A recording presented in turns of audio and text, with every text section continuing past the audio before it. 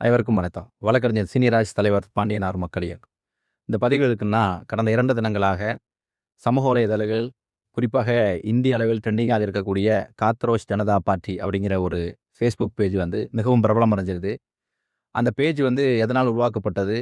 அந்த பேஜ் இவ்வளவு பிரபலமானதுக்கு காரணம் கிட்டத்தட்ட 2 நாள்ல மட்டும் 14 மில்லியன் ஃபாலோவர்ஸ கொண்டிருக்கு. இதுக்கு என்ன காரணம் அப்படின்னு பார்த்தோம் அப்படின்னா, நம்முடைய உச்சநீதிமன்ற தலைமை நீதிபதி முன்பாக ஒரு வழக்கு வந்து விசாரணைக்கு வருகிறது.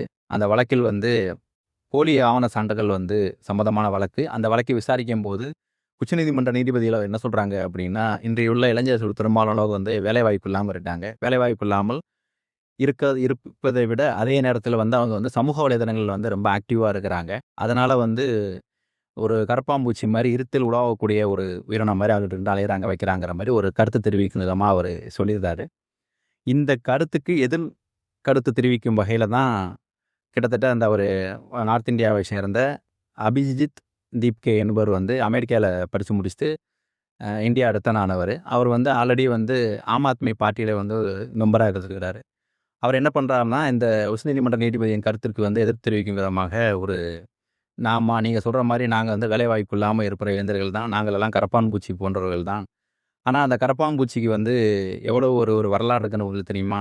பல காலங்களில் நடந்த போர்களில் கூட வந்து எத்தனையோ போர் நடக்கும்போது வெடிகுண்டுகள்லாம் வீசப்பட்டபோது கூட பல உயிரினங்கள் அழிஞ்சது. ஆனா கரப்பான்பூச்சி மட்டும் அழியல.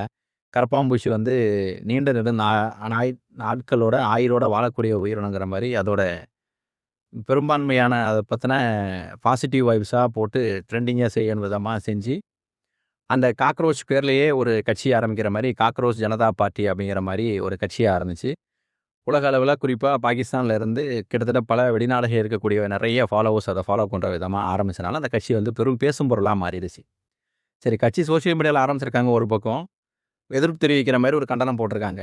ஆனா, அதுல அந்த சுப்ரீம் கோர்ட் ஜட்ஜஸ் சொன்ன மாரியே, வேலை வாய்ப்பு இல்லாத இளைஞர்கள் நெறைய பேர் இருக்காங்க அப்படிங்கிறத உறுதிப்படுத்துற மாதிரியும், மேலும் அவங்கலாம் சமூக வலைதளங்கள்லயே நிரம்பி கிடக்குறாங்க அப்படிங்கிற அத மீண்டும் உறுதிப்படுத்தும் விதமாகத்தான் அந்த கிட்டத்தட்ட அந்த 114 மில்லியன் ஃபாலோவர்ஸ் வர்றத நம்ம வந்து உணர முடியுது.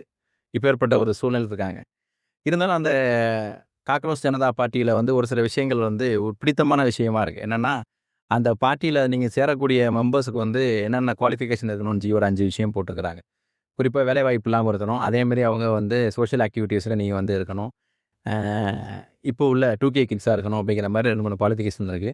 அதேமாரி இந்த கட்சியில ஜாயின் பண்றவங்களுக்கு கொள்கைகள அந்த கொள்கைகள்னு போட்டிருக்காங்க. உண்மையில அந்த கொள்கைகள் வந்து ரொம்ப இன்ட்ரஸ்டிங்கா இருந்துச்சு. அந்த கொள்கைகள் என்ன அப்படின்னா, சுப்ரீம் கோர்ட் ஜட்ஜஸா இருக்கக்கூடியவங்க ரிட்டயர் ஆனதுக்கு அப்புறம் ராஜ்யசபாவோ, இல்ல லோக்சபா அந்த மாரி இடத்துலலாம் போய் வந்து போஸ்டிங்ஸ்ல வந்து அலாட்மென்ட் போடக்கூடாது. பெண்களுக்கு வந்து 50% இடஒதுக்கீடு எல்லா துறையிலயும் குடுக்கணும். குறிப்பா வந்து நாடாளுமன்றத்திலயும் குடுக்கணும்னு சொல்லியிருந்தாங்க.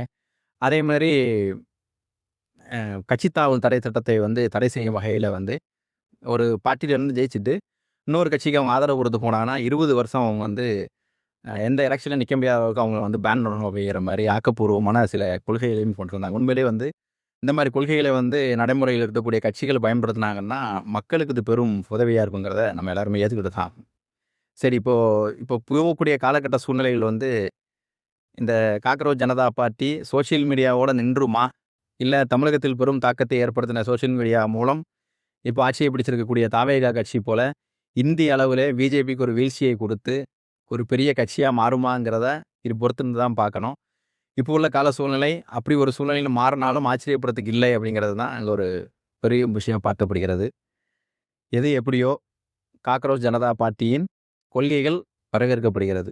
நன்றி.